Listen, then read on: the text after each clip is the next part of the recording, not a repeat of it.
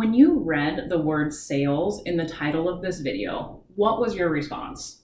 Did you inwardly cringe and think, ugh, sales? This is a pretty common approach among a lot of medical affairs professionals when you mention their commercial counterparts or the commercial side of the organization. This negative mindset is really only doing a disservice to yourself. Sales is a critical function in every life sciences company. And when you have this mindset, it demonstrates a lack of business acumen skills and means that you're missing out on some really amazing opportunities to demonstrate your value and help create better patient outcomes. That's the topic of today's video, so stick around towards the end. I'm gonna give you a bunch of different amazing opportunities that can happen when you collaborate closely with sales.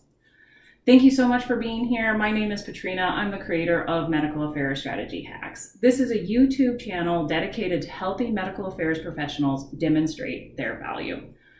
We do this not by KPIs, although KPIs and metrics are fun and an important piece of this process, but we do this more through soft skills such as relationship building, communication, productivity and time management, and strategic thinking. Thanks again for being here.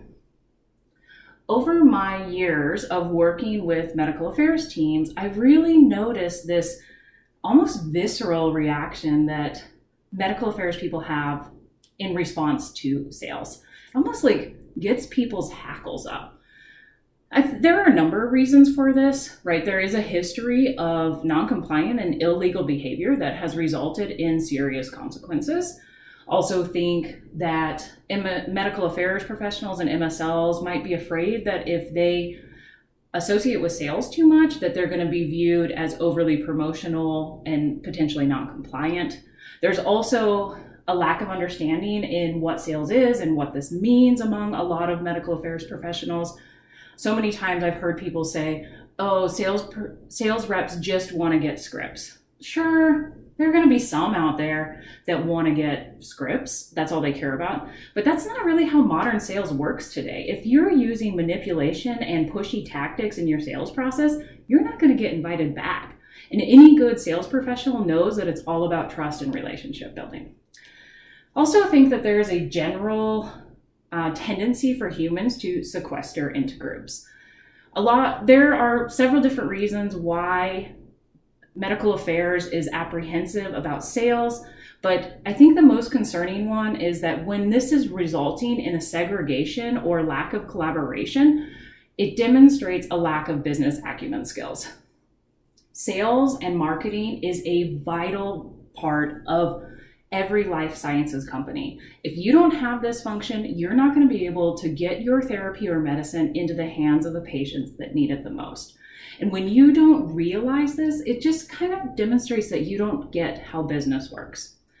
By working closely with sales, it gives you the opportunity to show your business acumen skills and strategic thinking.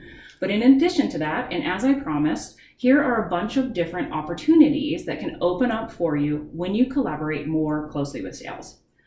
I think a really big one is in generating valuable insights. You know, my brain always goes to insights because I'm the insights queen.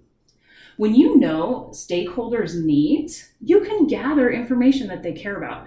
I have a hack for that. I'll link this up above if you haven't watched that yet.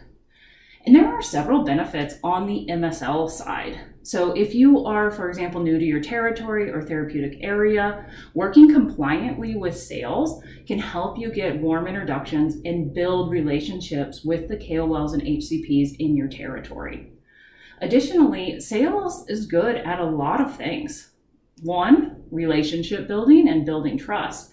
There's a lot that medical affairs and MSLs can learn from their sales counterpart, and part of being strategic is having a continuous learning mindset. So go approach your sales reps with openness and you'll be surprised what you learn. They do know how to do a lot of things really well. I have a bunch of other reasons listed on the Medical Affairs Value blog. Be sure to check that out. So I challenge you to think about your own mindset about sales and how you think about them. On the blog that I just mentioned, there is a number of questions that you could ask yourself to see if you are embracing an open and collaborative mindset or not, and if this is impacting your ability to work closely with sales.